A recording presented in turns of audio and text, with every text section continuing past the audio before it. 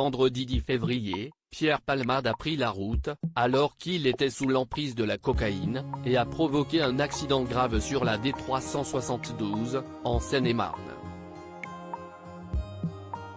L'humoriste de 54 ans a percuté un véhicule dans lequel se trouvait une femme enceinte de près de 7 mois, âgée de 27 ans, un homme de 38 ans et son fils de 6 ans.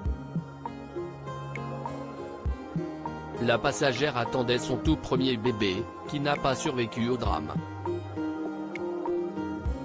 Au micro de RTL, ce mercredi 15 février, l'avocat de la famille est revenu sur l'affaire, en donnant notamment des détails sur l'état de santé des victimes.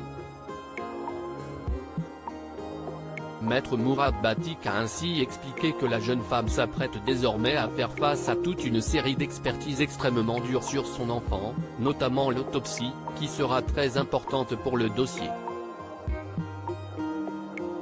En effet, celle-ci permettra de déterminer si la petite fille, qui aurait dû pousser son premier cri le 14 mai, est née en vie et si son cœur s'est arrêté par la suite.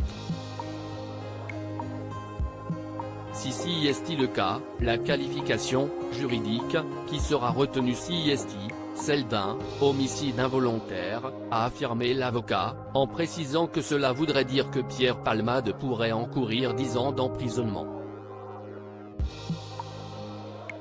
Un bébé désiré depuis plusieurs années. Autre possibilité, le fait que le bébé soit né par le biais de la césarienne qui a été réalisée après l'accident par les secouristes.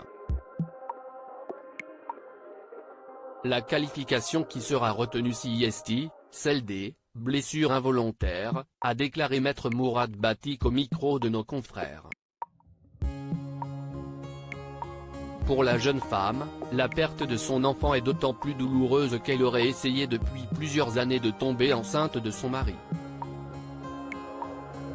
Si est un cousin qui avait fait des révélations dans les colonnes de Paris Match, le 14 février, en soulignant qu'elle avait eu recours à plusieurs fécondations in vitro qui n'avaient rien donné, avant de vivre cette fameuse grossesse. Article écrit avec la collaboration de 6 Médias Crédit Photo, agence.